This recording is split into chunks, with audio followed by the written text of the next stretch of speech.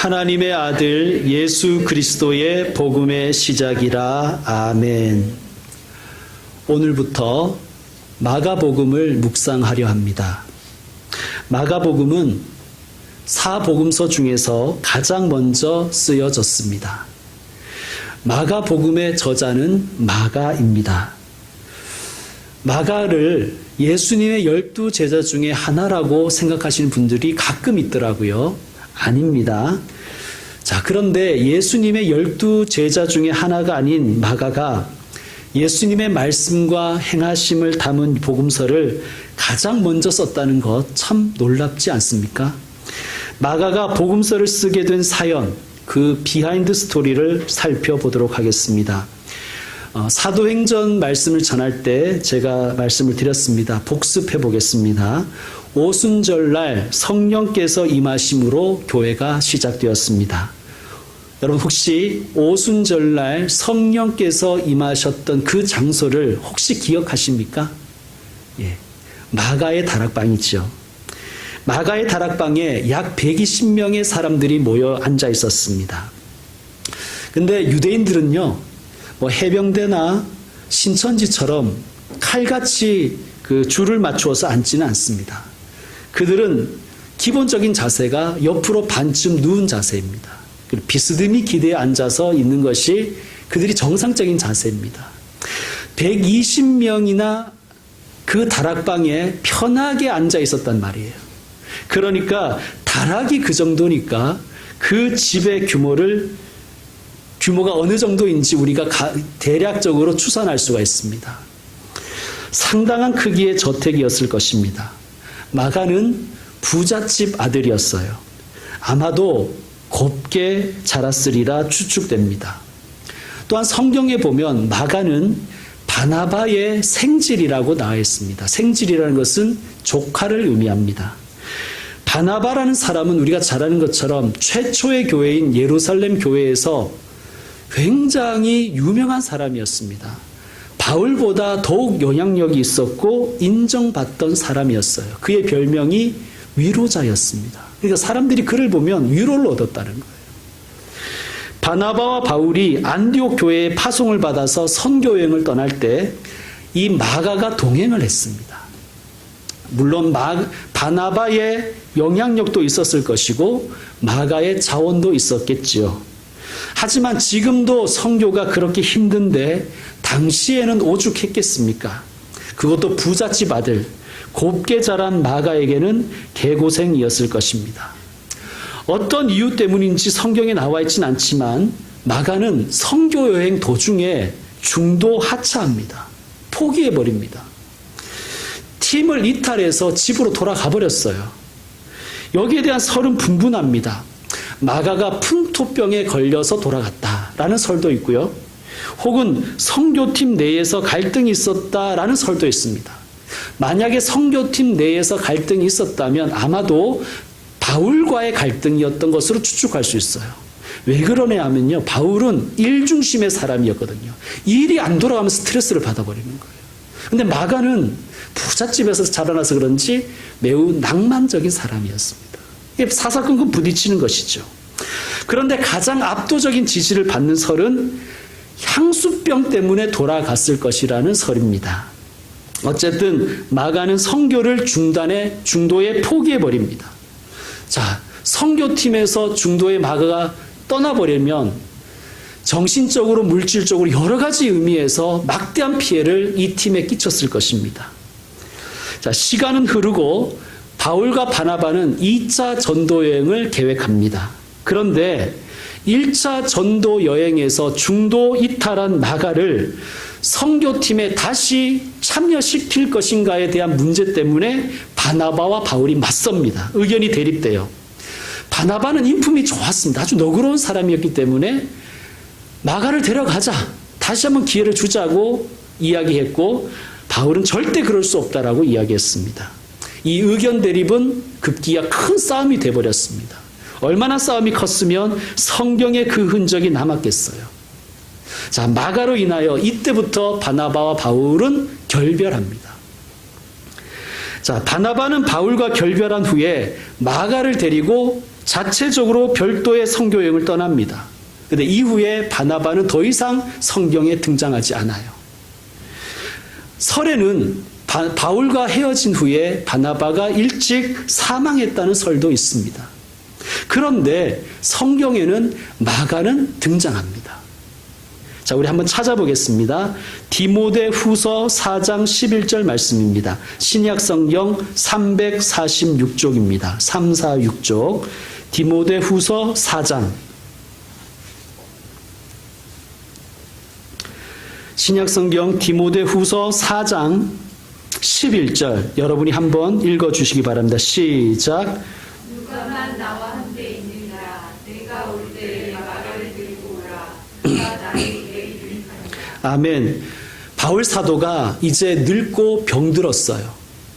그리고 지금 바울은 차디찬 로마의 감옥에서 사형 집행만을 기다리고 있는 신세입니다. 그래서 많은 사람들이 그런 바울을 떠나버렸습니다. 노사도인 바울, 얼마나 외롭고 힘들었겠습니까? 그래서 바울은 자기 아들 같은 동역자 디모데에게 편지를 씁니다. 아들아, 네가 와주었으면 좋겠다.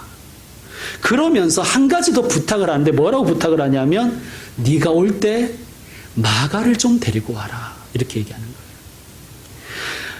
여러분, 마가 동지들을 버리고 떠난 마가잖아요.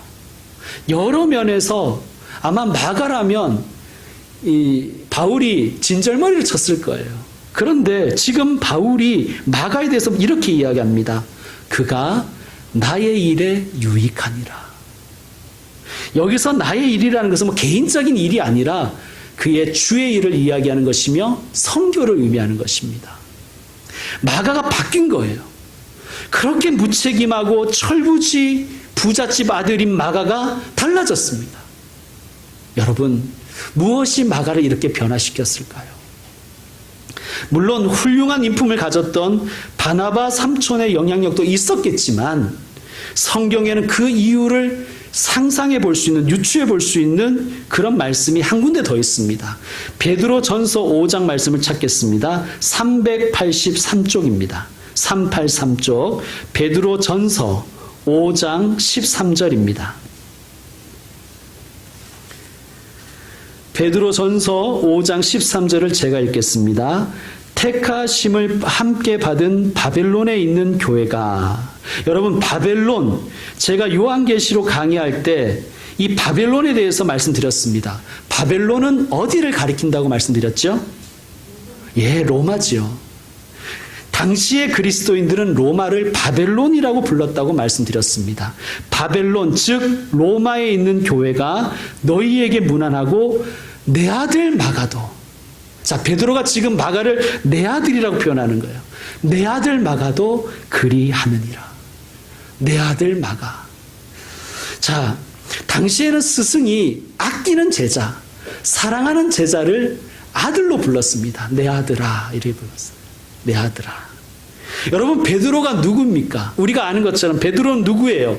예수님의 수제자인데도 예수님을 3번이나 부인했던 참 형편없는 사람이지요.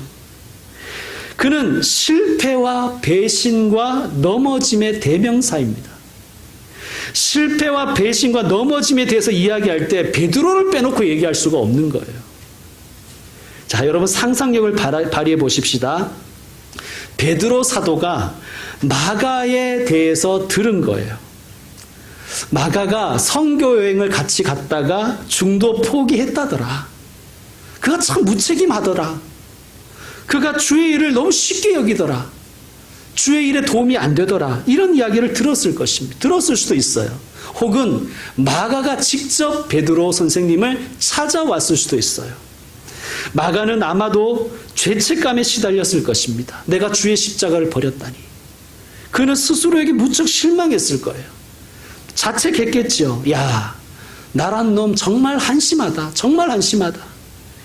나는 주님의 십자가를 버렸다. 난 주님을 배신했다. 동지들을 배신했다. 나는 가망이 없다. 그렇게 자책하고 있었을 수도 있습니다.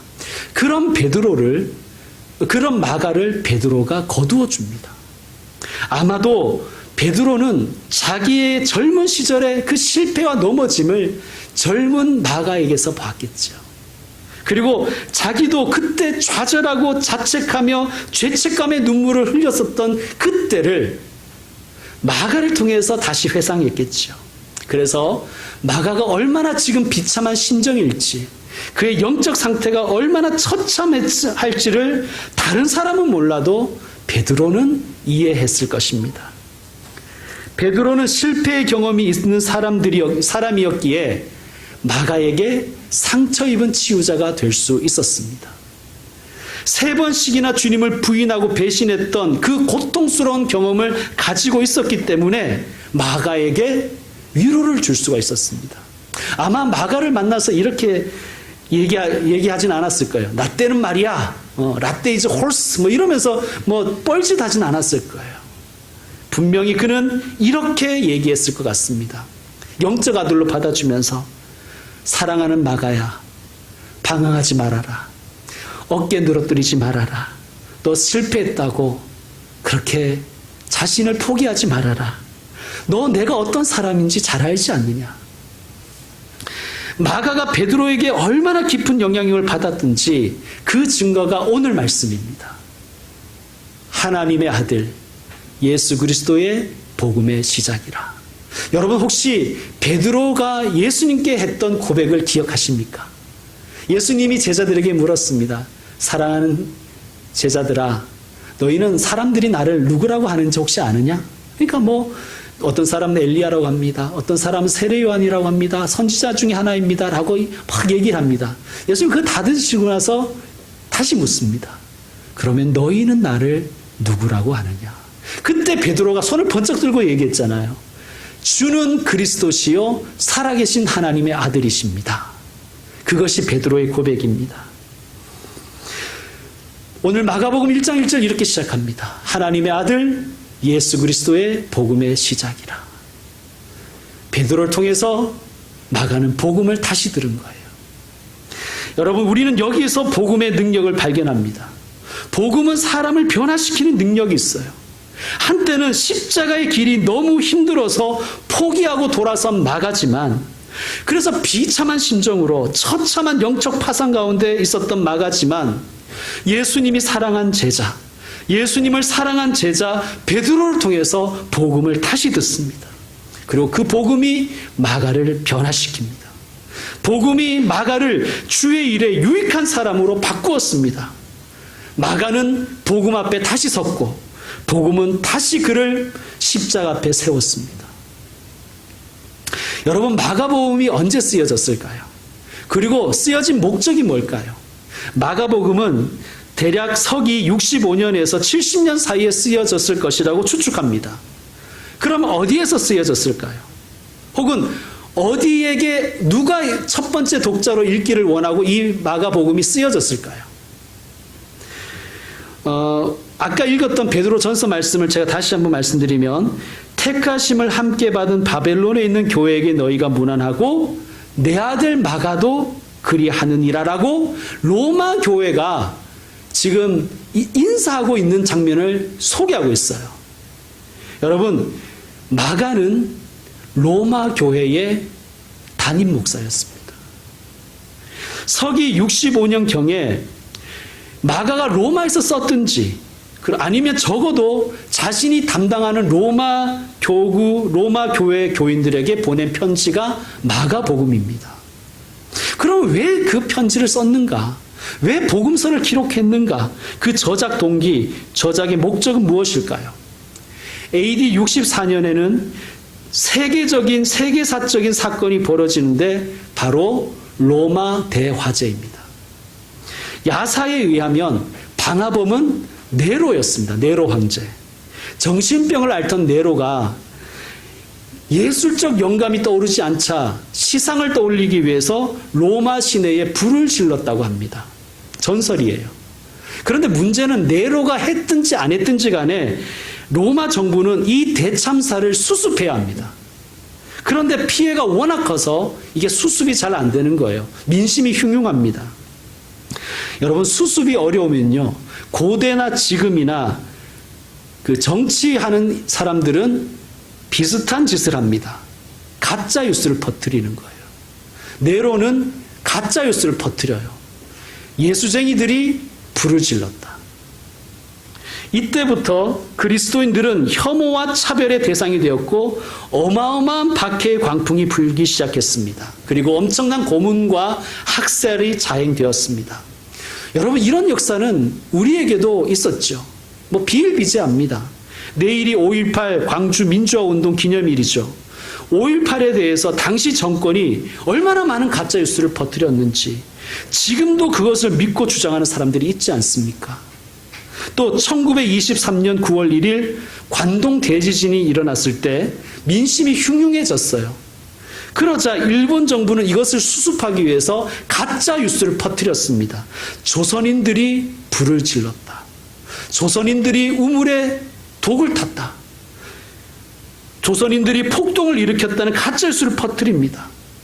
그래서 즉시로 일본 정부는 계엄령을 선포했고 일본 군대와 경찰은 자경단을 모집해서 조선인들에 대한 학살을 뒤에서 사주했습니다. 차마 입에 담을 수 없는 만행들이 보고되는데요. 그 중에 하나만 말씀드리겠습니다. 당시 학살을 목격했던 타카세 유시오라는 일본인의 폭로입니다. 이렇게 얘기하는 거예요. 일본인들이 67명의 조선인들을 발가벗겨서 몸체와 다리를 잡아 타고 있는 불 속에 산채로 던져 넣었다. 여러분, 이 관동 대지진과 이 학살 때 살해된 사람이 최소 6,000명이래요. 그 이상이 될 것입니다. 로마 대화재와 그리스도인들에 대한 이 혐오와 테러 그리고 대학살, 이로 인하여 순교당한 사람이 많습니다. 또 박해와 순교가 두려워서 숨은 사람들도 많았을 것입니다. 또 배교한 사람들도 얼마나 많았을까요? 그때 그리스도인들의 심정이 어땠을까요? 담대하게 믿음으로 기다리는 이들도 있었겠지만 아마 이런 심정에 있는 일들이 많았을 것입니다. 이제 끝이다. 다 죽는구나. 정말 하나님은 살아계실까? 예수는 정말 우리의 구원자일까? 또 배교자들의 심정은 어땠을까요? 나는 인간도 아니다. 내가 예수님을 배반하고 교회 성도들을 배반하다니. 내가 이렇게 구차하게 살아서 무엇할까? 괴로웠을 것입니다. 바로 이때 이 로마 교회를 위해서 쓰여진 것이 마가복음인 거예요. 담임 목사의 심정으로. 마가는 예수님의 말씀과 행하심을 담은 복음서를 씁니다. 그래, 내가 복음으로 다시 일어섰듯이 쓰러져가는 교회와 성도에게 필요한 것은 오직 복음이다. 복음이 나를 일으켜 세웠듯이 나를 변화시킨 것처럼 두려움에 떠는 자들을, 쓰러진 자들을, 환난과 고통과 좌절과 절망과 심지어 배교의 죄책감과 자책의 고통 속에 있는 자들을 변화시킬 수 있는 능력은 오직 복음밖에 없다. 그리고 복음서를 기록합니다. 하나님의 아들 예수 그리스도의 복음의 시작이라. 헬라 원문을 보면요, 제가 읽어드리겠습니다. 아르케 투 유앙겔리우 예수 크리스투 휘우데우 이렇게 되어 있습니다. 이게 우리말로 번역하면요, 이게 문장이 아니에요. 이렇게 됩니다. 하나님의 아들 예수 그리스도 복음의 시작. 이 제목이에요, 제목. 우리말은 이게 문장처럼 있어서 그냥 한 절 중에 하나 중 이렇게 느낌이 오는데 이게 하나의 제목이었다니까. 여러분, 제목은 그 전체 글의 성격을 반영하잖아요. 그리고 시작이라고 번역된 헬라어 아르케는 단순히 처음, 이 순서상의 처음을 의미하는 것이 아니라 기초 혹은 원리를 뜻합니다. 그러니까 이런 것이겠죠. 마가는 독자들에게, 그리고 첫 번째 독자인 자신이 목회하는 로마 교회 교인들에게 이렇게 써보내는 거예요. 이것은 복음의 기초다. 이것은 기쁜 소식의 원리다. 그러니 다시 처음으로 돌아가라. 다시 기초로 돌아가라. 다시 원리로 돌아가라. 그래서 복음 앞에 다시 서라. 그리고 다시 일어서라. 다시 십자가의 길을 가라고 마가복음이 쓰여진 거예요.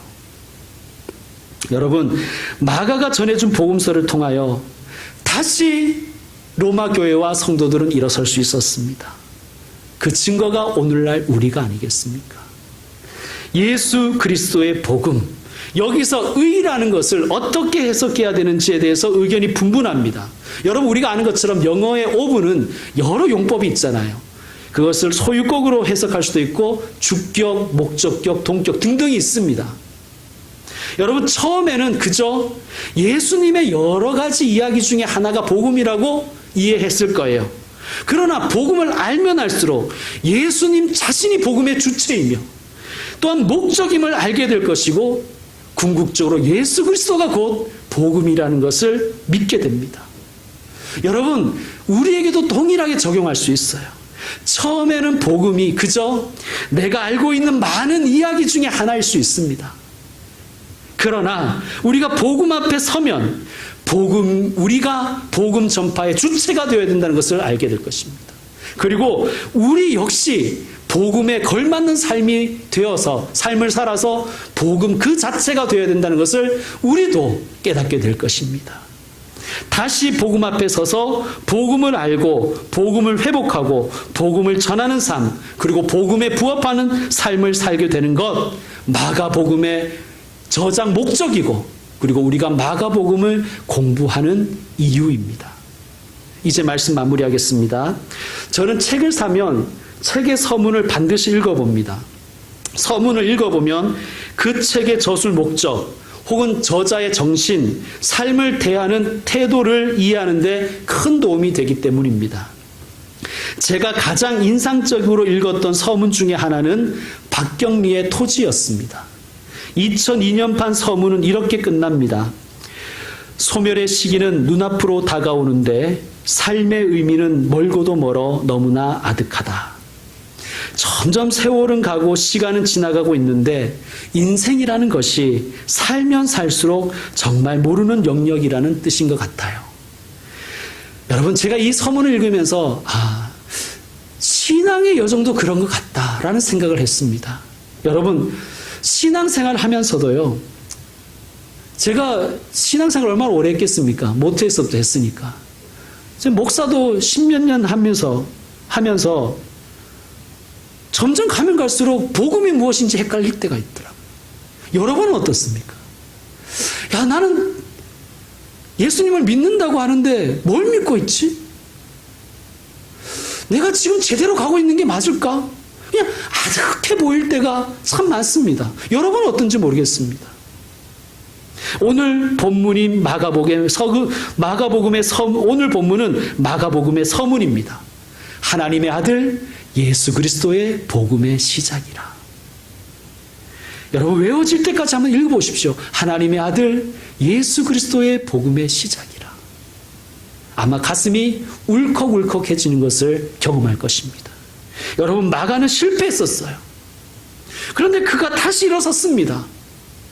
마가가 낙오자였어요. 그런데 그가 변화되었습니다. 무엇이 마가를 다시 세웠고 다시 변화시켰겠습니까?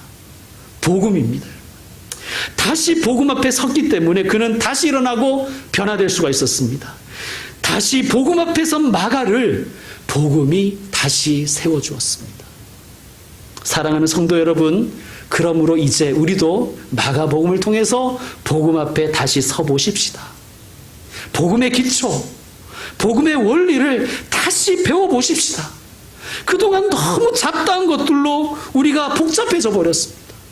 길도 잃어버린 거예요. 예수님은 누구실까? 예수님 정말 구원자 맞을까? 믿음 그러는데 도대체 난 뭘 믿고 있는가? 복음이 도대체 뭐냐? 여러분, 우리가 그렇게 가리워지고 우리의 영이 처참해졌고 우리가 아득해졌을 때 복음이 우리를 다시 세울 것입니다. 복음이 우리를 다시 십자가 앞에 세울 것이고 우리로 하여금 십자가의 길을 다시 걷게 할 것입니다. 복음이 우리를 다시 예배자로 세울 것입니다. 다시 복음 앞에 서는 저와 여러분 되기를 주의 이름으로 축원합니다. 기도하겠습니다. 하나님, 우리도 베드로나 마가와 별반 다를 것이 없는 사람입니다. 잎만 무성한 나무처럼 말뿐인 신앙인이었습니다. 당신이 가진 신앙이 무엇이냐는 그러한 질문란에 기독교라고 체크하지 우리는 기독교인이 아니었습니다. 그저 마음만 앞선 자들이었습니다. 때로는 우리가 무엇을 믿고 있는지, 내가 어디로 가고 있는지 아득해질 때가 있습니다. 예수 그리스도의 복음이 실패와 좌절에서 마가를 다시 돌려 세웠음을 배웠습니다. 주님, 이 놀라운 역사가 우리에게도 다시 일어나기를 원합니다.